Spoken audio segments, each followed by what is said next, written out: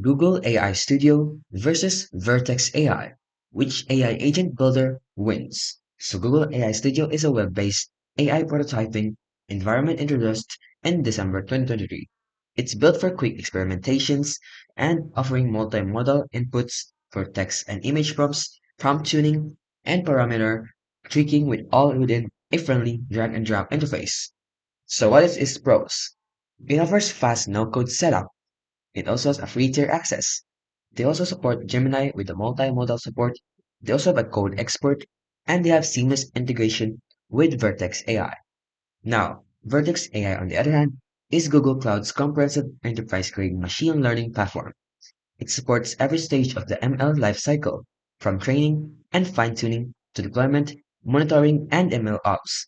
It is a feature-rich, scalable, secure, and ideal for production workflows. So the pros of Vertex AI is it has end-to-end ML platform, enterprise-grade security, model fine-tuning, full multimodal and model options, and scalable quotas.